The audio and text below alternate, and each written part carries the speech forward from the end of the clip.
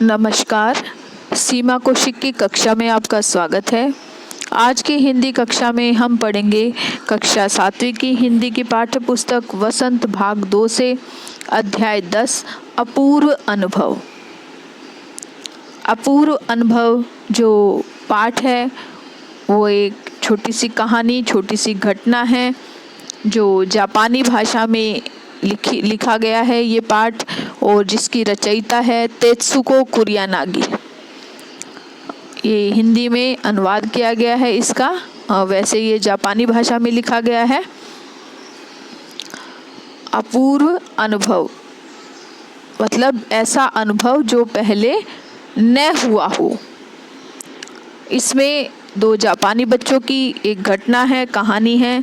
दो जापानी बच्चे हैं, तोतो चान और यासुकी चान। तोतो चान एक लड़की है, यासुकी चान एक लड़का है।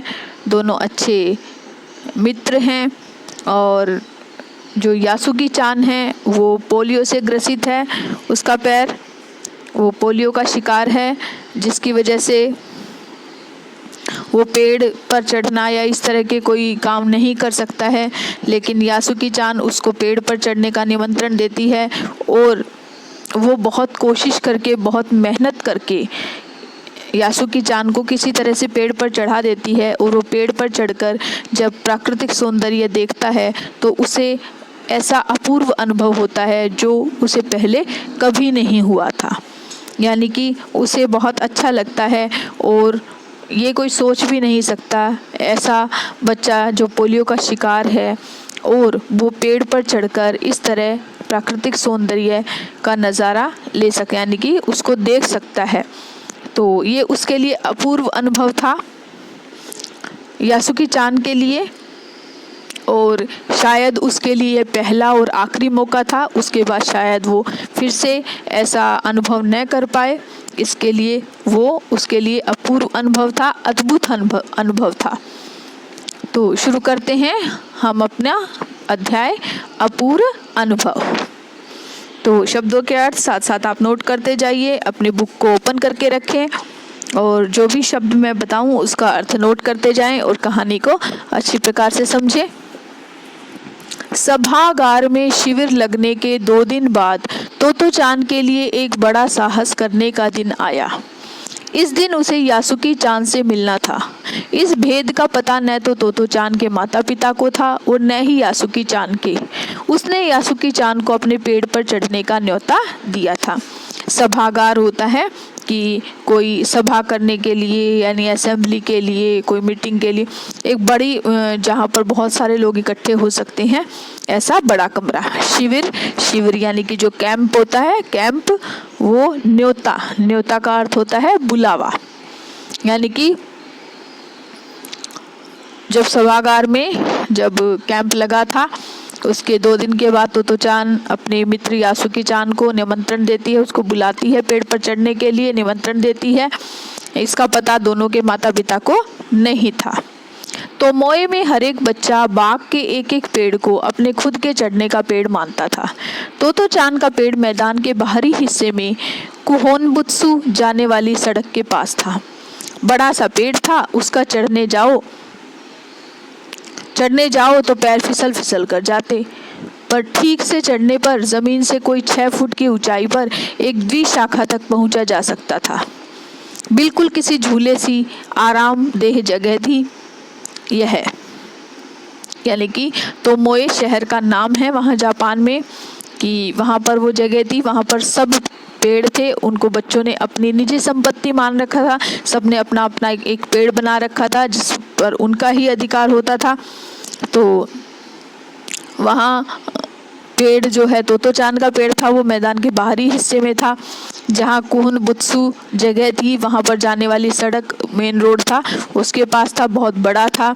और वहाँ पर अगर चढ़ने जाओ तो अगर अच्छा खासा इंसान चढ़े तो वो भी फिसल कर नीचे गिर सकता था।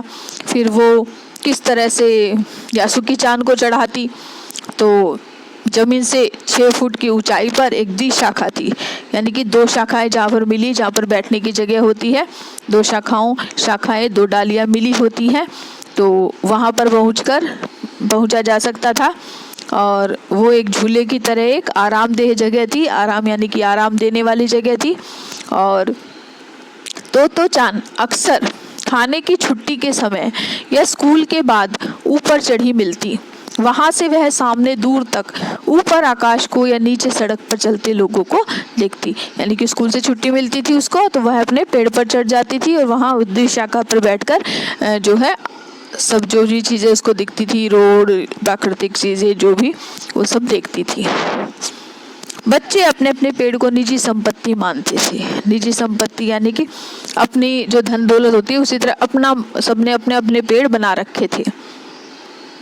किसी दूसरे के पेड़ पर चढ़ना हो तो उससे पहले पूरी शिष्टता से माफ कीजिए, क्या मैं अंदर आ जाऊं, पूछना पड़ता था। यानी कि पूरी सभ्यता से, रिस्पेक्ट के साथ इजाज़त लेनी पड़ती थी, सहमति लेनी पड़ती थी अगर किसी दूसरे के पेड़ पर जाना हो। तो जैसे किसी के घर में जा रहे हैं हम, उसी तरह उससे इजाज़त लेनी पड़ती थी, क्या मैं आ सकता हूँ, ये पूछना पड़ता था। यासुकी चान को पोलियो था, इसलिए वह न तो किसी पेड़ पर चढ़ पाता था और न किसी पेड़ को निजी संपत्ति मानता था।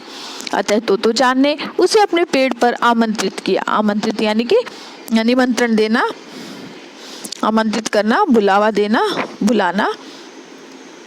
तो वो उसको बुलाती है, पर यह बात उन्होंने किसी से नहीं कही, क्योंकि अगर बड़े सुनते तो जरूर डांटते। घर से निकलते समय तोतो चान ने माँ से कहा था कि वह यासुकी चान के घर डेनेनचोफू जा रही है। डेनेनचोफू भी एक जगह का नाम है। क्योंकि वह झूठ बोल रही थी, इसलिए उसने माँ की आंखों में नहीं झांका। वह अपनी नजरें जूतों के फीतों पर ही गड़ाए रही। रॉकी उसके पीछे पीछे स्टेशन तक आया। जाने से पहले उसे सच बताए बिना तोतो चान से रहा नहीं गया। तो क्योंकि पोलियो था तो उसका पेड़ तो हो ही नहीं सकता था, क्योंकि वो पेड़ पर चढ़ ही नहीं सकता था। लेकिन तोतो चान है, यासुकी चान को इनवाइट करती है अपने पेड़ पर आने के लिए, और लेकिन वो अपने माता पिता को नहीं बताती है, इसलिए वो वहाँ से अपनी नज़रें भी नहीं मिलाती, झूठ बोल कर जाती है। लेकिन जब रॉकी स्टेशन तक छोड़ने आता है उसको, तो जाने से पहले वो जो बात थी, कैसे वो इनवाइट कर रही है यासुकी चान को अपने पेड़ पर चढ़ने के लिए, वो रॉकी को बता देती है। कहती है, मैं यासुकी चान को अपने पेड़ पर चढ़ने देने वाली हूँ, उसने बताया। जब तोतो चान स्कूल पहुंची तो रेल पास उसके गले के आसपास हवा में उड़ रहा था। यासुकी चान उसे मैदान में क्यारियों के पास मिला। गर्मी की छुट्टियों के कारण सब सूना पड़ा था। यासुकी चान उससे कुल जमा 1 ही वर्ष बड़ा था, पर तोतो चान को वह अपने से बहुत बड़ा लगता था। जैसे ही यासुकी चान ने तोतो चान को देखा, वह पैर घसीटता हुआ उसकी ओर बढ़ा। क्योंकि उसको पोलियो था तो वो पैर घसीट कर चलता था। उसके हाथ अपनी चाल को स्थिर करने के लिए दोनों ओर फैले हुए थे, क्योंकि चाल को सही चाल, इसलिए वो स्थिर था वहाँ पर। तो वो चलता है, आगे बढ़ता है उसकी तरफ। तोतो चान उत्तेजित थी। तोतो चान यानी कि जोश में थी, वो एक्साइटेड थी उसको चढ़ाने के लिए। वे दोनों आज कुछ ऐसा करने वाले थे जिसका भेद किसी को भी न पता था। यह उल्लास में ठिठियाकर हंसने लगी, यानी कि जोर से हंसने लगी आवाज करके। यासुकी चान भी हंसने लगा। यानी कि रेल पास गले गए, यानी कि रेल पास उनका जो, जिस तरह से आपका स्कूल का आइडेंटिटी कार्ड होता है, उसी तरह स्कूल का जो रेल पास होता है उसके पास था। क्योंकि जो रेल के डब्बे थे वही उनकी क्लास थे, रेल के डब्बों को ही क्लास बनाया गया था। तो रेल का पास उसके गले में लटक रहा था। यासुकी चान उसको मिलता है। तो यासुकी चान वैसे तो 1 ही वर्ष बड़ा था उससे, लेकिन फिर भी तोतो चान के सामने वो बहुत बड़ा लगता था। और वह उसके पास पहुंचता है। दोनों को जब ये फिर से याद आता है कि हम सबसे छुप कर यहाँ आए हैं, तो हंसने लगते हैं दोनों आपस में एक दूसरे की तरफ देखकर। तोतो चान यासुकी चान को अपने पेड़ पर ले गई और उसके बाद वह तुरंत चौकीदार के छप्पर की ओर भागी। चौकीदार का जो छप्पर होता है उसकी तरफ वो भागती है। जैसा उसने रात को ही तय कर लिया था, वहां से एक सीढ़ी घसीटती हुई लाई, उसे तने के सहारे ऐसे लगाया जिससे वह द्विशाखा तक पहुंच जाए। वह कुर्सी से ऊपर चढ़ी और सीढ़ी के किनारे को पकड़ लिया। तब उसने पुकारा, ठीक है, अब ऊपर चढ़ने की कोशिश करो। तो वो इस तरह से सीढ़ी, चौकीदार की सीढ़ी लाती है, यासुकी चान को चढ़ाने की कोशिश करती है। लेकिन यासुकी चान तो पोलियो से ग्रस्त था, तो वो कैसे सीढ़ी के ऊपर भी चढ़ना उसके लिए बहुत मुश्किल था। यासुकी चान के हाथ पैर इतने कमज़ोर थे कि वह पहली सीढ़ी पर भी बिना सहारे के चढ़ नहीं पाया। इस पर तोतो चान नीचे उतर आई और यासुकी चान को पीछे से धक्के आने लगी। पर तोतो चान थी छोटी और नाजुक, छोटी और कमज़ोर नाजुक सी थी वो, और वो कोमल थी, तो क्या करती, अधिक सहायता वो इससे नहीं कर सकती थी। यासुकी चान ने अपना पैर सीढ़ी पर से हटा लिया और हताशा यानी कि वो जैसे कि वो हार गया है, उसने आशा छोड़ दी थी पेड़ पर चढ़ने की। तोतो चान को पहली बार लगा कि काम उतना आसान नहीं है जितना वह सोचे बैठी थी। अब क्या करे वह? अब वो कोशिश करती है उसको चढ़ाने की, लेकिन नहीं चढ़ पाता। वो पीछे से उसको धक्का देती है उतर कर, लेकिन फिर भी वो नहीं चढ़ पाता। तो उसको लगता है यासुकी चान को वो शायद पेड़ पर नहीं चढ़ पाएगा। वो उदास हो जाता है और वो उसको आगे चढ़ाने की कोशिश करती है, लेकिन नाकाम हो जाती है। और वो जितना आसान सोच रही थी ये काम, उतना आसान नहीं था। यासुकी चान उसके पेड़ पर चढ़ी, यह उसकी हार्दिक इच्छा थी। हार्दिक इच्छा मतलब दिल से चाहती थी, वो बिल्कुल दिल से चाहती थी यासुकी चान उसके पेड़ पर चढ़े।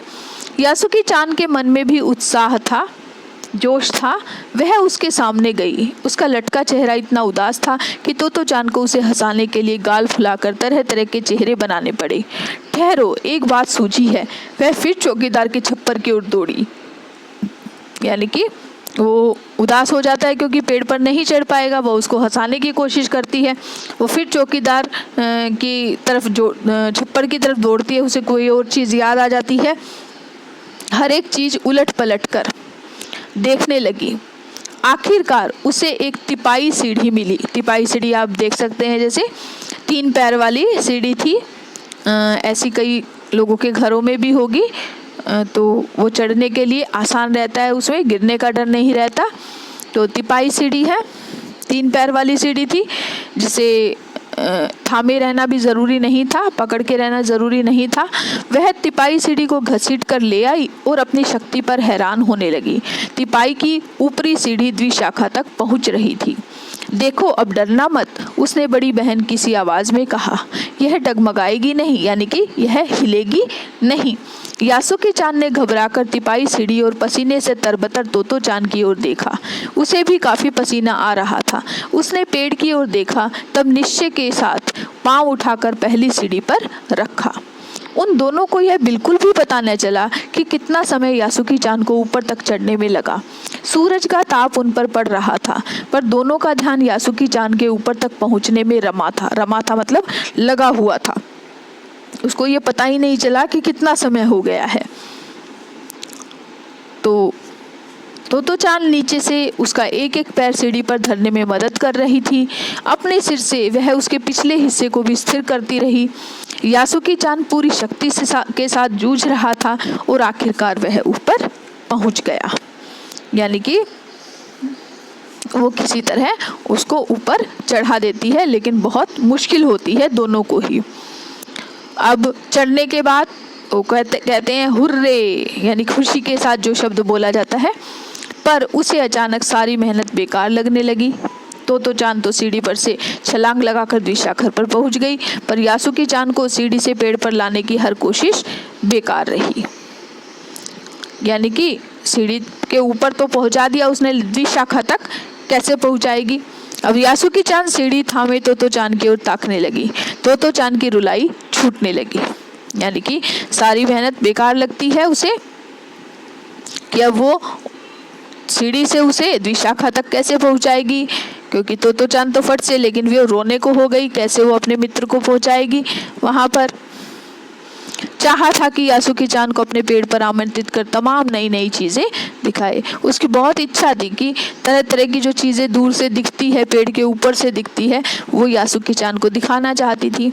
पर वह रोई नहीं। उसे डर था कि उसके रोने पर यासुकी चान भी रो पड़ेगा। उसने यासुकी चान का पोलियो से पिचकी और अकड़ी उंगलियों वाला हाथ अपने हाथ में थाम लिया। उसके खुद के हाथ से वह बड़ा था, उंगलियां भी लंबी थी। देर तक तोतो चान उसका हाथ थामे रही, तब बोली, तुम लेट जाओ, मैं तुम्हें पेड़ पर खींचने की कोशिश करती हूँ। तो वो इस तरह से कोशिश करती है उसको कि तुम्हें मैं खींचने की कोशिश करूंगी। उस समय द्विशाखा पर खड़ी तोतो चान द्वारा यासुकी चान को पेड़ की ओर खींचते अगर कोई बड़ा देखता तो वह जरूर डर के मारे चीख उठता। उसे वे सच में जोखिम उठाते ही दिखाई देते, पर यासुकी चान को तोतो चान पर पूरा भरोसा था और वह खुद भी यासुकी चान के लिए भारी खतरा उठा रही थी। अपने नन्हे नन्हे हाथों से वह पूरी ताकत से यासुकी चान को खींचने लगी। बादल का एक बड़ा सा टुकड़ा बीच बीच में छाया करके कड़कती धूप से बचा रहा था। यानी कि वो दो द्विशाखा पर उसको खींच, लेकिन वो अगर कोई बड़ा इस तरह का खतरा देखता किस तरह से कि बच्चे गिर भी सकते हैं, उनको चोट भी लग सकती है, कुछ भी हो सकता है, तो शायद वो बड़े ऐसा नहीं करने देते, लेकिन फिर भी वो ऐसा कर रहे थे।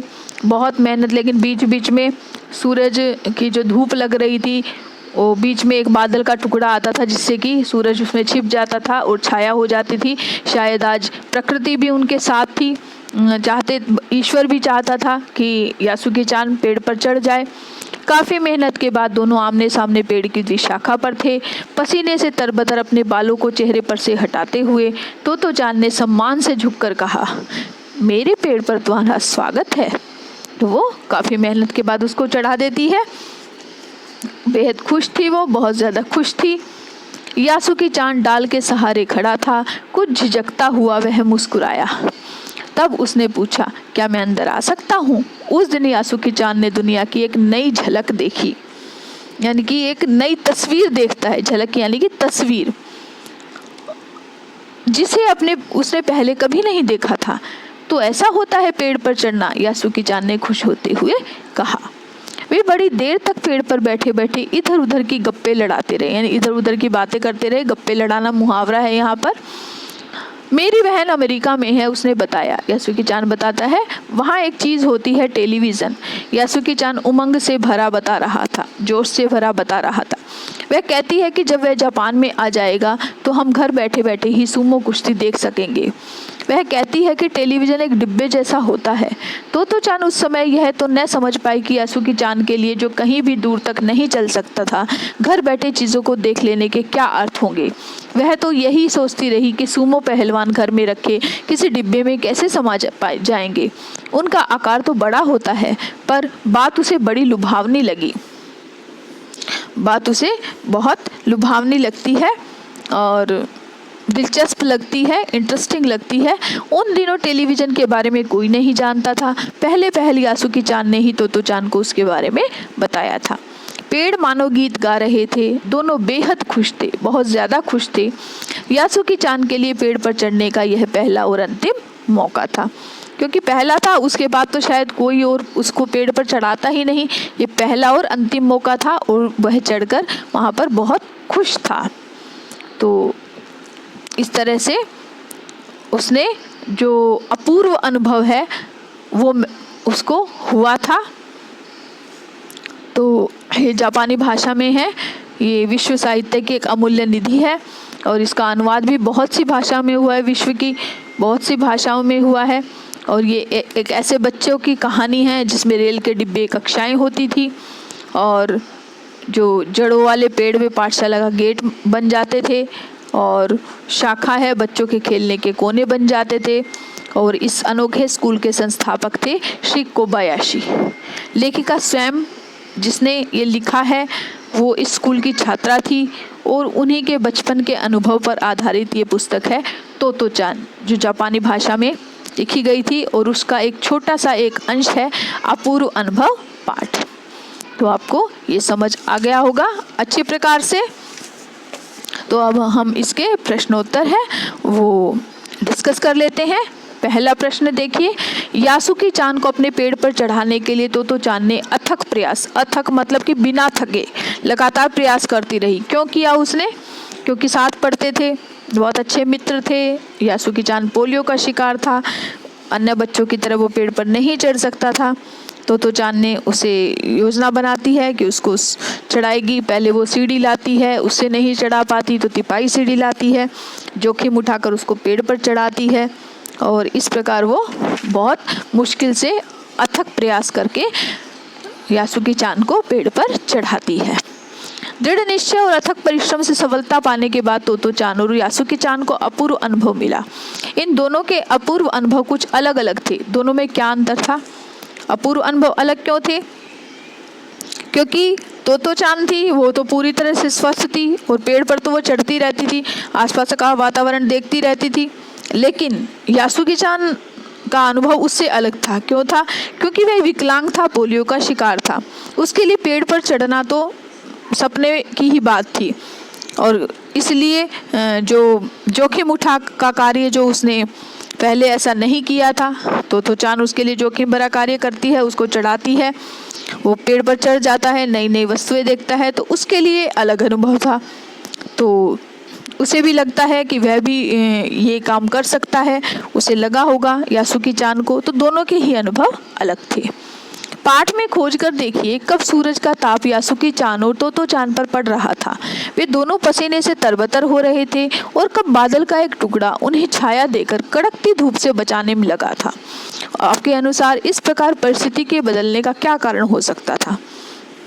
क्योंकि उस समय बहुत गर्मी थी, जब वो चढ़ा रही थी, उसको सहायता कर रही थी पेड़ पर चढ़ने के लिए, तोतो चान यासुकी चान को चढ़ा रही थी, तो दोनों इतने खो गए थे कि उन्हें चिंता ही नहीं थी क्या समय हो गया है, कि धूप तेज गर्मी है, अचानक से जब बादल के टुकड़े से उन पर छाया होती है तो तेज धूप से उन्हें थोड़ी सी राहत मिलती है। और शायद यही कारण हो सकता है कि ईश्वर भी यही चाहता था, भगवान भी यही चाहता था कि यासुकी चान पेड़ पर चढ़े, क्योंकि तोतो चान सच्चे मन से परिश्रम कर रही थी, यासुकी चान भी उसका साथ दे रहा था, तो शायद सच्चे मन से मेहनत से कार्य करने वालों का ईश्वर भी साथ देते हैं। आगे है यासुकी चान के लिए पेड़ पर चढ़ने का यह अंतिम मौका था। इस अधूरे वाक्य को पूरा कीजिए और लिखकर बताइए कि लेखिका ने ऐसा क्यों लिखा होगा। यानी कि पहला और अंतिम मौका था। क्यों था? क्योंकि वो पोलियो का शिकार था, स्वयं तो पेड़ पर चढ़ नहीं सकता था, न कोई दूसरे उसको चढ़ा सकते थे, उसके जो पेरेंट्स हैं, माता पिता है, उनके बड़े हैं, ऐसा नहीं करने देते। तो तोतो चान है, उसने उसकी सहायता की तो वो पेड़ पर चढ़ गया, लेकिन ये जोखिम भरा कार्य था, वो गिर भी सकते थे, तो इसलिए इस सत्य की ओर संकेत किया है लेखिका ने कि वह उसके लिए पहला और अंतिम मौका था पेड़ पर चढ़ने का। तो आपको ये समझ आ गया होगा। आगे देखिए, अब हम करेंगे अनुमान और कल्पना से। अपनी माँ से झूठ बोलते समय तोतो चान की नज़रें नीची क्यों थी? क्यों नीची थी? क्योंकि वो झूठ बोल रही थी। वो तो असल में वो यासुकी चान को पेड़ पर चढ़ाना चाहती थी, लेकिन माँ से वो झूठ बोलती है, इसलिए वो नज़रें नहीं मिला पा रही थी। उसे पता था कि माँ नज़रें मिलाते ही माँ आंखें देखकर बता सकती है कि वो झूठ बोल रही है और उसकी योजना वैसी की वैसी रह जाएगी। उसे सच बताना पड़ेगा माँ को और माँ उसे ऐसा नहीं करने देगी। आगे है यासुकी चान जैसे शारीरिक चुनौतियों से गुजरने वाले व्यक्तियों के लिए चढ़ने उतरने की सुविधाएं हर जगह नहीं होती, लेकिन कुछ जगहों पर ऐसी सुविधाएं दिखाई देती हैं। सुविधा वाली जगहों की सूची बनाइए। तो इसमें ये सुविधा वाली जो जगह हैं उनकी सूची बनानी है कि किस तरह हैं, कि ऐसे अपंग लोग होते हैं वो कैसे जाते हैं। हॉस्पिटल्स में आपने देखा होगा सीढ़ियों की जगह एक रैंप ऐसे बना होता है उनके लोगों के लिए जाने के लिए। ऐसे ही हवाई अड्डों पर बना होता है या होटलों में भी हम देख सकते हैं, वहाँ पर हमें दिखाई दे जाएगा। तो आशा करती हूँ ये पाठ आपको अच्छी प्रकार से समझ आ गया होगा। इस पाठ को अपनी किताब से अच्छे से पढ़िए, शब्दों के अर्थों को समझिए, प्रश्नों को समझिए। और जिस भी बच्चे ने मेरे चैनल को सब्सक्राइब नहीं किया है, सीमा हिंदी पाठशाला मेरे चैनल का नाम है, वो बच्चे सब्सक्राइब कर लें, ताकि जो भी पाठ मैं पढ़ाऊँ, जो भी आपके सिलेबस से रिलेटेड जो भी लेसन है, उसकी नोटिफिकेशन आपको मिलती रहे और आपको पता चल जाए कि अब मैं कौन सा पाठ पढ़ा रही हूँ या मैंने कौन सा वीडियो डाला है, आपको पता चलता रहे, जिससे कि आपको अपना सिलेबस करने में किसी प्रकार की दिक्कत ना हो। और आपको कोई पुराना वीडियो भी देखना है, पुराने पार्ट से रिलेटेड कोई वीडियो है वो भी आप देख सकते हैं। इससे आप अपना पुराना सिलेबस भी रिवाइज कर पाएंगे। तो आप ज़रूर कर लें और आशा करती हूँ आपको अच्छे से समझ आ गया होगा ये पार्ट।